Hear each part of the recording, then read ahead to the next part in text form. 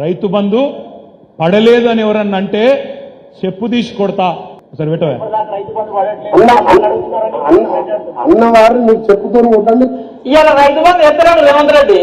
ఇవాళ రైతు బంధు ఎత్తలేడు రేవంత్ రెడ్డి గారు ఏమంటారు? చెప్పు తీసుకొని కొడతా ఇంకోడన్నా మళ్ళా మాట అంటే. ఆయననేమో కాంగ్రెస్ మంత్రి, ఈయననేమో కాంగ్రెస్ ప్రచార కమిటీ అధ్యక్షుడు మల్లన్న. ఇద్దరు కూడా ఏమంటారు? చెప్పు తీసి కొడతాము రైతు బంధు పడలేదంటే అంటుంది. కేటీ రామారావు కథ వాడు ఎంత లంగా అంటే నిన్ను నీ సోషల్ మీడియా వల్లే పరమలంగా చేస్తారు. కేసీఆర్ కుటుంబాన్ని ఇప్పుడు చెప్తా ఉన్నా, రైతుల సంపద దోచిన కేసీఆర్ కుటుంబాన్ని చెప్పు తీసుకొని కొట్టాలని చెప్తా ఉన్నా. ఏం చేసి ఆడికి బిట్టు కట్ చేసి రైతులను తెచ్చిండు మళ్ళా ఈ లంగాలు.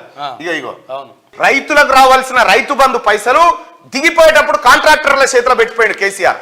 రైతు బంధు పైసలు రైతులకు వేయకుండా దొంగతనంగా ఎత్తుకపోయిన కేసీఆర్ కుటుంబాన్ని చెప్పు తీసుకొని కొట్టాలి ఇంకోసారి రైతుల గురించి మాట్లాడితే అని చెప్పిన. ఇగో దాన్ని ఉంటాయి.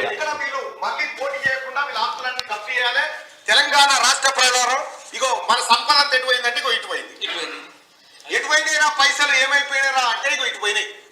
ఇవాళ రైతు బంధు ఎత్తలేడు రేవంత్ రెడ్డి. ఎత్తలేడు రేవంత్ రెడ్డి గారు ఏమంటే చెప్పు తీసుకొని కొడతా ఇంకేవడన్నా మళ్ళా మాట అంటే.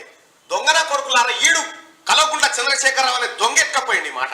ఈ పైసలన్నీ వారి కుటుంబం చూసిరా. ఇది ఒరిజినల్.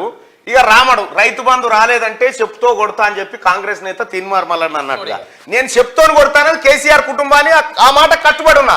రైతుల పక్షాన రైతు బంధు పైసలు దొంగతనంగా కాజేసిన కేసీఆర్ కుటుంబాన్ని చెప్తోని కొడతానన్న మాట కట్టుబడి ఉన్నా. రైతుల పక్షాన కొడతా.